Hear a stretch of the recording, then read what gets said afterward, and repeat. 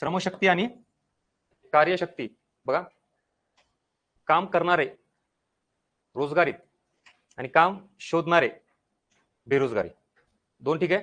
So श्रमशक्तीमध्ये दोघांचाही समावेश होतो, काम करणारे पण आणि काम न करणारे पण. Yes or no? हा, म्हणजे रोजगारीत व्यक्ती प्लस त्याला काय म्हणायचं, बरोबर का? इथे येतात रोजगारीत व्यक्ती प्लस बेरोजगार. बर, आता पुढचं स्टेटमेंट.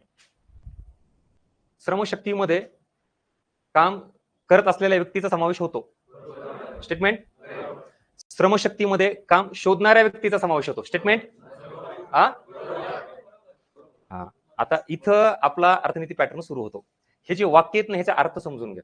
आपल्याला काय सवय लागली, पुस्तकात नोट्समध्ये किंवा मी सरांनी सांगितलं श्रमशक्तीमध्ये रोजगार येतात, ह्याच्यात बेरोजगारी येतात, दोघ जण येतात, संपलं. आयोग आता फिरून ह्याचं वाक्य कसं तयार करतं, श्रमशक्तीमध्ये प्रत्यक्षात काम करणाऱ्या व्यक्तीचा समावेश होतो, म्हणजे कोण रे, रोजगारी. हा आयोगाचा पहिला point. Statement is correct. Second statement, श्रमशक्तीमध्ये काम शोधणाऱ्या व्यक्तीचा समावेश होतो. Statement is correct. काम शोधणारे व्यक्ती, त्यांना काम मिळालंय का, म्हणजे ते कोण आहेत. अँगल कळाला का? म्हणजे आपण इतके दिवस काय करायचो, फक्त जे आहे ते कन्सेप्ट समजून घ्यायचो, त्याच्या पलीकडे काहीतरी वेगळं विधान तयार केलं जातं आणि ते विचारलं जातं, पण अर्थ सेम आहे ना. मग ह्याची सवय लावा. फक्त आयोगाने असं विचारलं पाहिजे नाही, रोजगारीत आणि बेरोजगारीत असं आयोगाने विचारलं नाही. तर काय नियम आहे का की असं विचारलं जाईल म्हणून काही, त्याचा अर्थ काढायला शिका. कार्यशक्ती, ह्याच्यामध्ये केवळ काम शोधणाऱ्या व्यक्तीचा समावेश होतो. हा, आता इथं केवळ काम शोधणाऱ्या व्यक्तीचा समावेश होतो, म्हणजे मी कोण म्हणतोय, बेरोजगार. मग कार्यशक्तीमध्ये बेरोजगार येतात का, येत नाही. स्टेटमेंट चुकीचं. कार्यशक्तीमध्ये केवळ प्रत्यक्षात काम करणाऱ्या व्यक्तीचा समावेश होतो. Statement is correct. म्हणजेच कोणाचा होतो, रोजगारीत व्यक्तीचा. क्लिअर.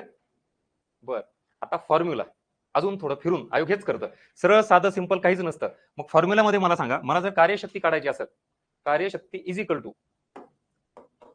श्रमशक्ती मधून मी बेरोजगार मायनस केली, मला काय मिळतं, राईट.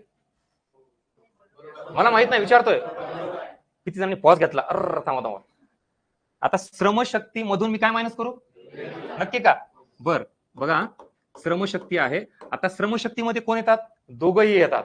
ह्याच्यातून मी कोणाला मायनस केलं, म्हणजे ह्याला कट केलं. आता उरलं कोण, म्हणजेच मग कार्यशक्ती इज इक्वल टू काय उरलं, फक्त. यस, कळालं? काहीच नाही, फक्त फिरून विचारतोय. सेम एक्झॅक्टली ह्याची सवय लावा.